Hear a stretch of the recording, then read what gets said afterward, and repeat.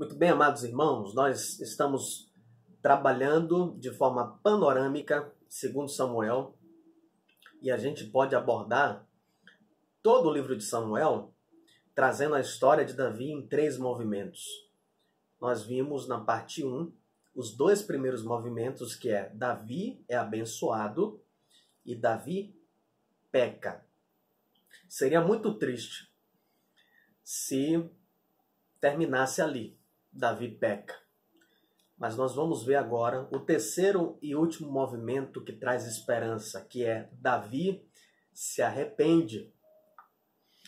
Nesse sentido, ele não é como todos nós.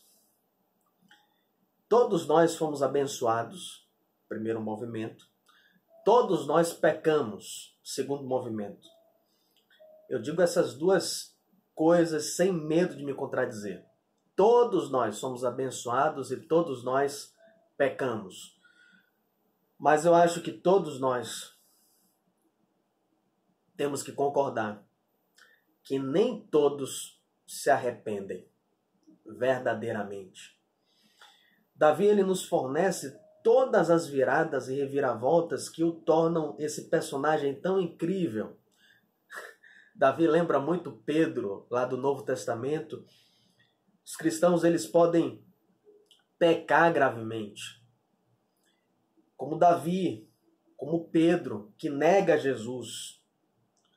Mas, à semelhança de Pedro, Davi é esse alguém que chora amargamente e tendo essa postura coerente de mudança com a sua vida prática. Isso mostra que o pecado, de acordo com Josemar Bessa, ele jamais vai ser um lar feliz no coração do crente regenerado. Grave isso. O pecado jamais ele vai ser um lar feliz no coração do crente regenerado. Eu lembro muito também de uma frase de Martinho Lutero que fala que o pecado na vida do crente é como se fosse um passarinho sobrevoando a cabeça. Você não pode impedir que um passarinho passe por cima da sua cabeça voando. Mas você pode impedir que ele pare e faça um ninho na sua cabeça. Ele está fazendo um comparativo do pecado com a tentação, né? A questão de nós sermos tentados. A gente não pode evitar que a gente seja tentado. Mas sim que a tentação não tome espaço da nossa mente, no nosso coração. Mas dessa forma, Davi é alguém como Pedro, que passa por um verdadeiro e genuíno arrependimento.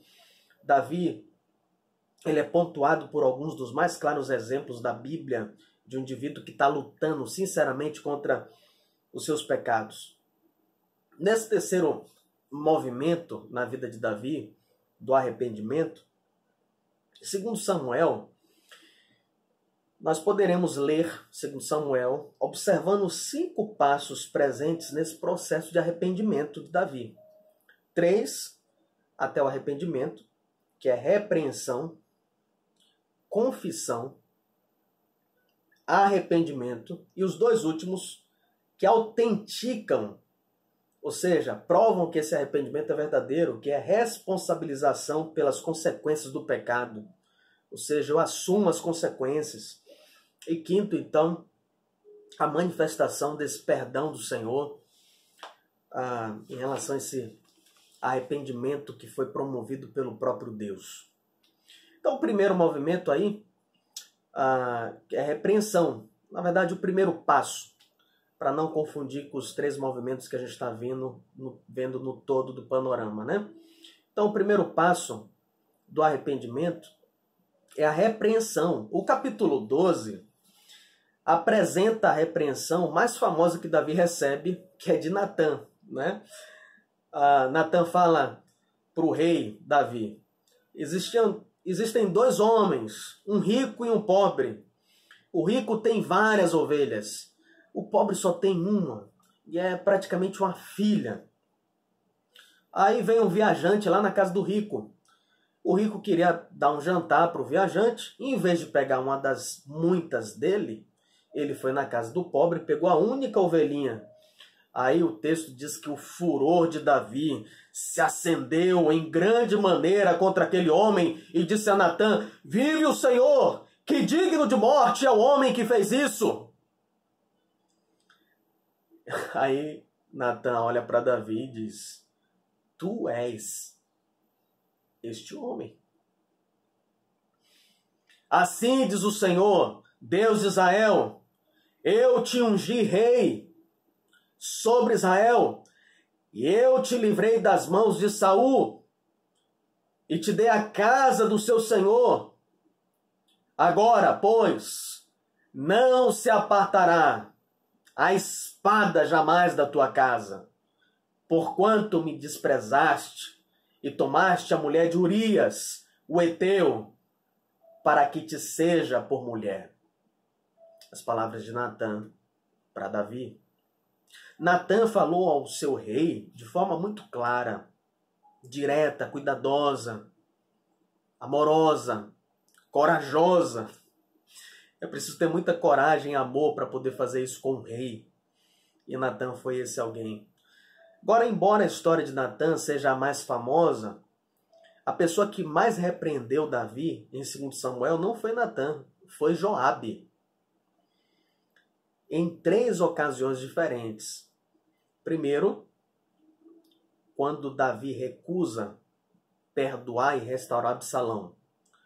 Joabe é esse alguém que confronta, lá no capítulo 14. Segunda ocasião foi no censo do povo, no capítulo 24, que Joabe também repreende Davi. E a terceira ocasião é um pranto inadequado de Davi por seu filho Absalão ter morrido. Essa aqui foi a mais direta e severa. Você vai lembrar dessa ocasião e eu quero ler alguns versículos. Joabe falando: Senhor, rei, hoje o Senhor envergonhou muito a face de todos os teus servos, que livraram hoje a tua vida, e a vida de teus filhos, tuas filhas, a vida de tuas mulheres, tuas concubinas. O Senhor está amando os que te aborrecem, e o Senhor está aborrecendo aqueles que realmente te amam. Porque hoje o Senhor deu a entender que nada valem para o Senhor os capitães, os servos. Porque entendo hoje que se Absalão tivesse vivo e nós mortos, então parecia que seria o melhor para os teus olhos. Meu rei, levanta-te agora. Sai e fala conforme o coração dos teus servos, porque pelo Senhor te juro que se não saíres, nenhum só homem ficará contigo essa noite. E maior mal te será isso do que todo o mal que tem vindo sobre ti desde a tua mocidade até agora. Isso que é repreensão. Joabe ele foi muito firme, muito enfático. Muitas vezes, irmãos, a repreensão é o primeiro passo, sim, para lidar com o pecado. É como se fosse o acender das luzes. Você não pode lidar com algo que você não está vendo. Nem sempre a repreensão também vai ter sucesso. O capítulo 24 prova isso, que é uma dessas 3 repreensões de Joabe para o rei Davi, mas não faz com que Davi mude sua decisão no capítulo 24. Joabe repreende, mas sem sucesso. Davi continua firme no propósito de fazer a contagem, o censo lá do povo, né? Então, depois da contagem, o versículo 10 registra que o coração doeu a Davi. Aí ele caiu em si. A gente tem que lembrar que o Senhor repreende aquele que ama. Provérbios 3, versículo 12, porque o Senhor repreende aquele a quem ama. Você tem desfrutado esse amor do Senhor na sua vida? Você tem sido repreendido, exortado? O segundo passo é a confissão. O primeiro passo, a repreensão. O segundo passo, a confissão. Davi, ele nega seu pecado com Batseba quando Natã confronta? Não. Davi assume. Davi não fica pedindo para que Natã prove. Traga provas para mim, prove que eu realmente fiz isso. Davi não fica com raiva. Ele imediatamente se humilha e declara: pequei contra o Senhor. Davi, quando se sente condenado por contar ao povo, lá no capítulo 24, ele diz no versículo 10, muito pequei no que fiz. Eu quero dizer para você, e um alerta para o meu próprio coração, não acontece nenhuma mudança até que você admita o que você fez. O diagnóstico bem feito é metade da cura, quando você assume o seu pecado. Davi vê seus pecados do ponto de vista de Deus e os confessa. O terceiro passo é o arrependimento. O arrependimento real. É necessário mais do que palavras ou tristeza, mas é necessário ações, atos coerentes com essa tristeza. Isso é arrependimento real e verdadeiro. Davi, quando é confrontado em relação à necessidade de restaurar Absalão, Davi apenas afirma: eis que fiz isso. E ele, então, exerce mudança. Joabe confronta Davi a respeito do seu pranto inadequado em relação a Absalão, e a seguir o rei se levantou, diz o texto. E ele segue as orientações de Joabe. Davi, quando confrontado e condenado, ele se submete à repreensão, ele muda sua mente, e por isso ele consegue mudar de direção, mudar o rumo. Nós não podemos confundir tristeza com arrependimento. Segundo Coríntios capítulo 7, versículo 10, se a tristeza leva a uma mudança de vida, então é a tristeza segundo Deus. Isso é arrependimento. Contudo, a tristeza do mundo é apenas tristeza. Quarto passo é a responsabilidade pelas consequências do pecado. Alguém que assume a responsabilidade. Esse passo mostra a sinceridade da confissão e a maturidade do arrependimento. Capítulo 24, Davi assume a responsabilidade pelas consequências de seus atos quando se arrepende de fazer o censo do povo. Ele ora a Deus: seja, pois, a tua mão contra mim, contra a casa de meu pai. Capítulo 24, verso 17. E por último, o último passo é o perdão.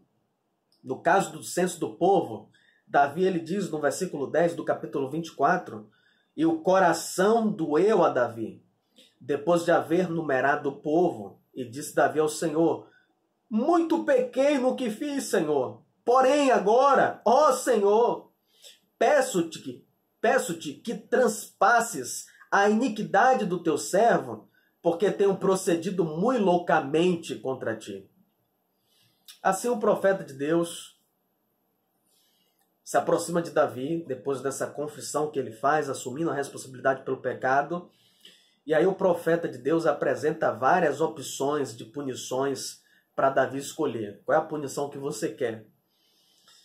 Ele escolhe a que deixa fora qualquer intermediário humano. Ele quer a punição que venha diretamente de Deus. Agora, por que isso?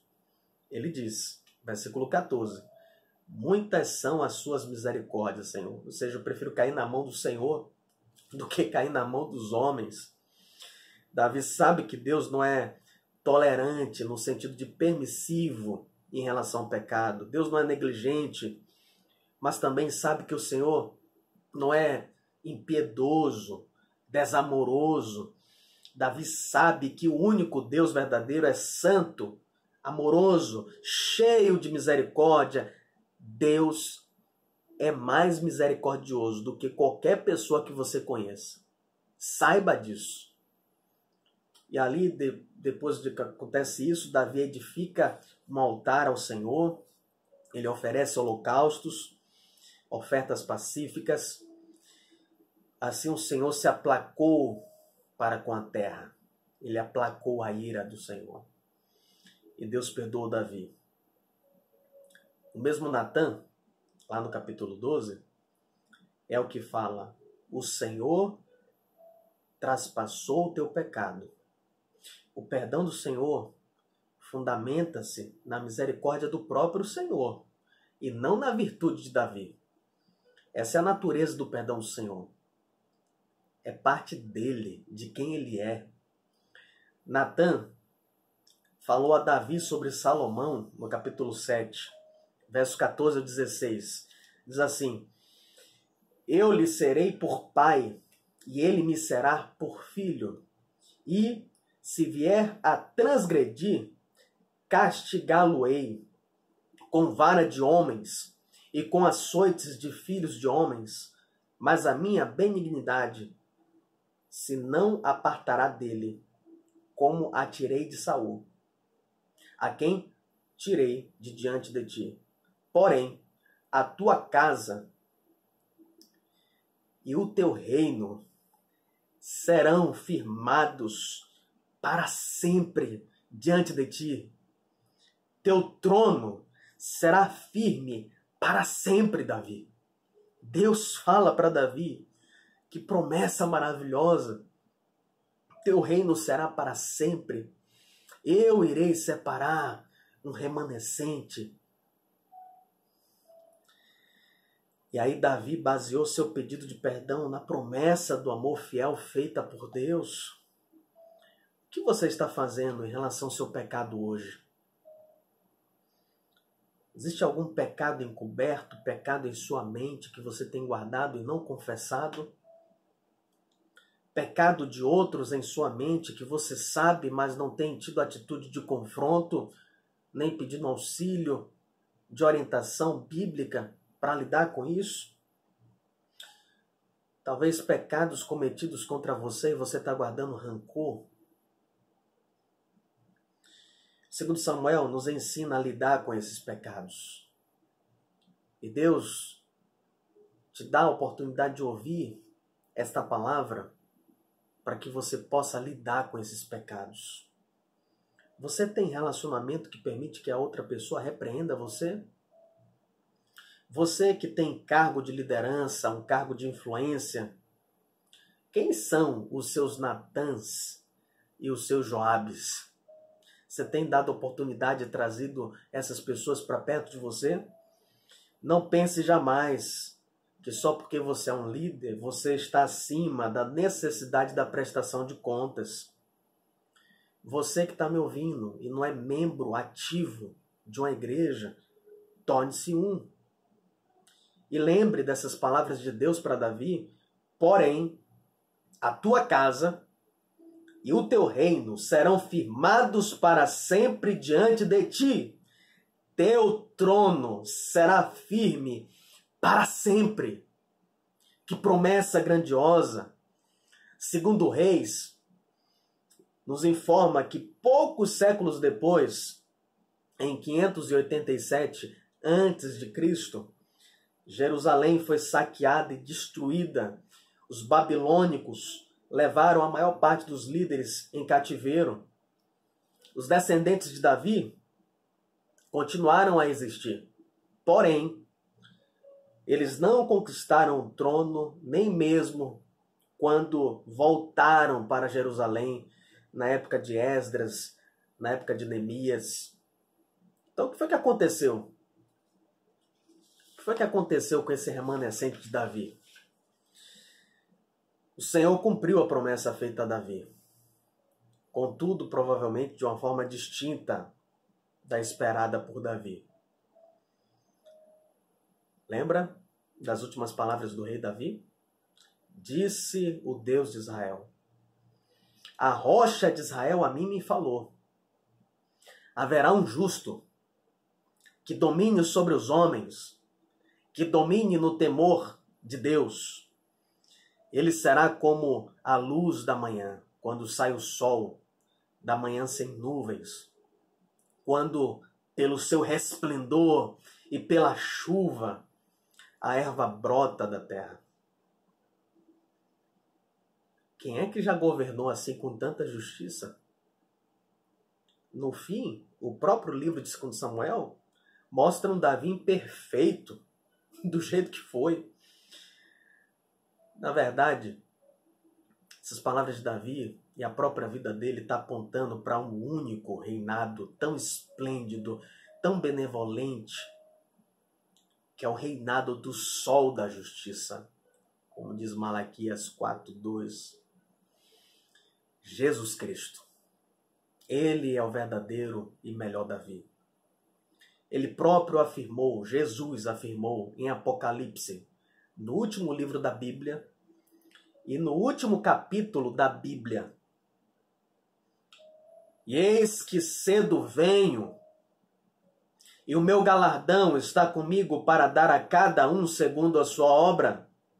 Eu sou o Alfa e o Ômega. Eu sou o princípio e o fim, o primeiro e o derradeiro. Eu sou a raiz e a geração de Davi. Eu sou a resplandecente estrela da manhã. Certamente, cedo venho. Jesus, ele é a raiz de Davi. Apenas em Cristo há esperança para nós.